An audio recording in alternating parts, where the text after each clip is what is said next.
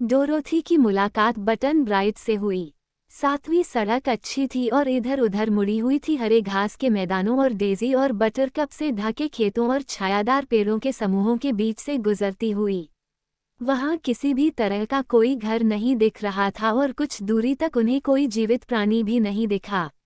Dorothy को डर लगने लगा कि वे फार्म हाउस से काफी दूर जा रहे हैं, क्योंकि यहाँ सब कुछ उसके लिए अजनबी था। लेकिन जहाँ अन्य सड़कें मिलती थीं, वहाँ वापस जाने से कोई फायदा नहीं होगा, क्योंकि अगली सड़क जो वे चुनेंगे वह भी उसे घर से उतनी ही दूर ले जाएगी। वह उस झबरा आदमी के साथ चलती रही, जो यात्रा को मज़ेदार बनाने के लिए सीटी बजा रहा था, जब तक कि वे सड़क के एक मोड़ पर नहीं पहुंच गए और उनके सामने एक बड़ा सा अखरोट का पेड़ दिखाई दिया जो राजमार्ग पर छायादार जगह बना रहा था। छाया में नाविकों की पोशाक पहने एक छोटा लड़का बैठा था, जो लकड़ी के एक टुकड़े से जमीन में एक गड्ढा खोद रहा था। वो कुछ समय से खुदाई कर रहा होगा, क्योंकि गड्ढा पहले से ही इतना बड़ा था कि उसमें एक फुटबॉल गिराया जा सकता था।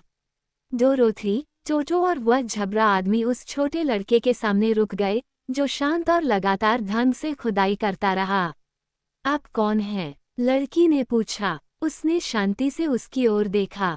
उसका चेहरा गोल और गोल मटोल था और उसकी आंखें बड़ी, नीली और गंभीर थीं। मैं बटन ब्राइट हूँ, उन्होंने कहा। लेकिन आपका असली नाम क्या है?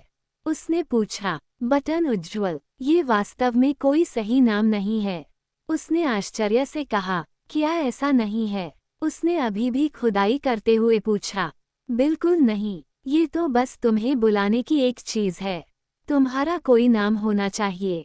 मुझे यह अवश्य। बिल्कुल। आपकी माँ आपको क्या कहकर बुलाती हैं? वो खुदाई करते हुए रुका और सोचने की कोशिश की। उन्होंने कहा, पापा हमेशा कहते थे कि मैं बटन की तरह चमकीला हूँ, इसलिए माँ हमेशा मुझे बटन ब्राइट कहती थीं। तुम्हारे पापा का नाम क्या है? बस पापा। और क्या? पता नहीं। कोई बात नहीं, झबरा आदमी ने मुस्कुराते हुए कहा। हम लड़के का नाम बटन ब्राइट रखेंगे, जैसा कि उसकी माँ रखती है। ये नाम किसी भी नाम जितना ही अच्छा है और कुछ से बेहतर भी है। डोरोथी ने लड़के को खुदाई करते देखा। तुम कहाँ रहते हो? उसने पूछा। जवाब मिला, पता नहीं। तुम यहाँ कैसे आए? पता नहीं, उसने फिर कहा। क्या तुम्हें नहीं मालूम कि तुम कहाँ से आए हो? नहीं, उन्होंने कहा। क्यों? वो खो गया होगा, उसने झबरा आदमी से कहा। वह एक बार फिर लड़के की ओर मुड़ी। तुम क्या करने जा रहे हो? उसने पूछा। खोदो, उसने कहा। लेकिन आप हमेशा खुदाई नहीं कर सकते और फिर आप क्या करेंगे? उसने जोर दिया। पता नहीं, लड़के ने कहा। लेकिन तुम्हें कुछ तो पता होगा, डोरोथी ने उत्तेजित होकर कहा। क्या मुझे ऐसा करना होगा? उसने आश्चर्य से ऊपर देखते हुए पूछा। बेशक तुम्हें करना चाहिए। मुझे क्या पता होना चाहिए? एक बात तो यह है कि तुम्हारा क्या होगा, उसने उत्तर दिया। क्या तुम्हें पता है कि मेरा क्या होगा? उसने पूछा। बिल्कुल नहीं, उसने स्वीकार किया। क्या तुम्हें पता है कि तुम्हारा क्या होगा? उन्होंने गंभीरता से कहा। मैं यह नहीं कह सकती कि मैं ऐसा करती हूँ, डोरोथी ने अपनी वर्तमान कठिनाइयों को याद करते हुए उत्तर दिया। झबरा आदमी हंसा। उन्होंने कहा, कोई भी सब कुछ नहीं जानता, डोरोथी। लेकिन बटन ब्राइट को तो कुछ भी पता नहीं लगता, उसने कहा। क्या तुम्हें पता है, बटन ब्राइट? उसने अपना सिर हिलाया, जिस पर सुंदर कल थे, और सही ढंग से जवाब दिया। शांति। पता नहीं। डोरोथी को पहले कभी कोई ऐसा व्यक्ति नहीं मिला था जो उसे इतनी कम जानकारी दे सके। लड़का स्पष्ट रूप से खोया हुआ था और उसके लोग निश्चित रूप से उसके बारे में चिंता करेंगे। वह डोरोथी से 2 या 3 साल छोटा लग रहा था और सुंदर कपड़े पहने हुए था, जैसे कोई उससे बहुत प्यार करता हो और उसे अच्छा दिखने के लिए बहुत मेहनत कर रहा हो। फिर वो इस सुनसान सड़क पर कैसे आ गया? उसे आश्चर्य हुआ। बटन ब्राइट के पास जमीन पर एक नाविक की टोपी पड़ी थी जिसके बैंड पर सोने का लंगर चढ़ा हुआ था। उसकी नाविक पतलून नीचे से लंबी और चौड़ी थी और उसके ब्लाउज के चौड़े कॉलर के कोनों पर सोने के लंगर लगे हुए थे। लड़का अभी भी अपने गड्ढे में खुदाई कर रहा था। क्या आप कभी समुद्र में गए हैं? डोरोथी ने पूछा। क्या देखने के लिए? बटन ब्राइट ने उत्तर दिया। मेरा मतलब है, क्या आप कभी ऐसी जगह गए हैं जहां पानी हो? हाँ, बटन ब्राइट ने कहा, हमारे पिछवाड़े में एक कुआं है।